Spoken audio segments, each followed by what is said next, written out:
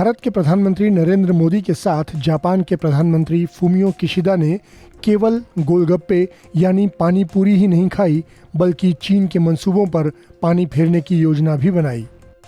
Quad के 4 में से 2 देशों के प्रधानमंत्री मिले हैं तो चीन में हलचल होना स्वाभाविक है। भारत और जापान दोनों ही चीन की बढ़ती आक्रामकता से परेशान हैं।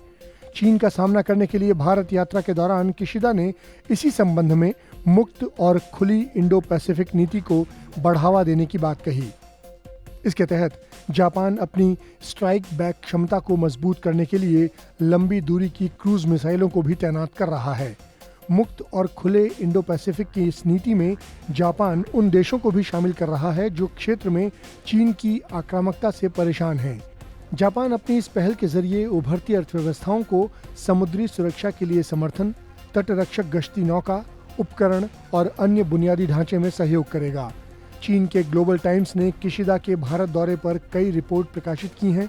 अपनी एक रिपोर्ट में ग्लोबल टाइम्स लिखता है कि जापानी पीएम ने अपनी भारत यात्रा के दौरान चीन का जिक्र नहीं किया, लेकिन जिन मुद्दों पर बात की वो चीन से संबंधित हैं, जैसे कि जापान की औद्योगिक चेन को भारत में स्थानांतरित करना और द्विपक्षीय सैन्य सहयोग को बढ़ावा देना।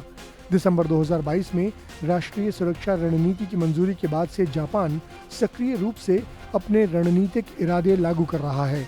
अमेरिका अपना ज्यादा ध्यान रूस पर लगा रहा है, जिससे जापान के लिए क्षेत्र में जगह बन रही है।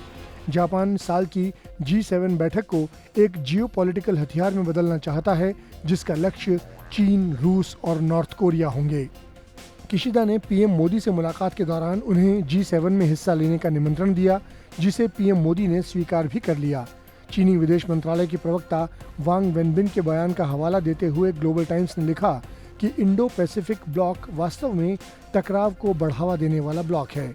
वैसे कुछ जानकारों का मानना है कि जब चीन इतना कुछ समझता है तो फिर इंडो पैसिफिक रीजन में अपना प्रभुत्व बढ़ाने की कोशिशें क्यों करता रहता है और कई छोटे देशों को निशाना बनाकर लोन देकर उन पर अपनी जबरदस्ती क्यों करता है।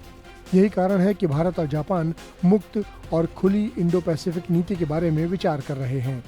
इस वीडियो के बारे में अपनी प्रतिक्रिया कमेंट सेक्शन में दें और सब्सक्राइब करें आज तक।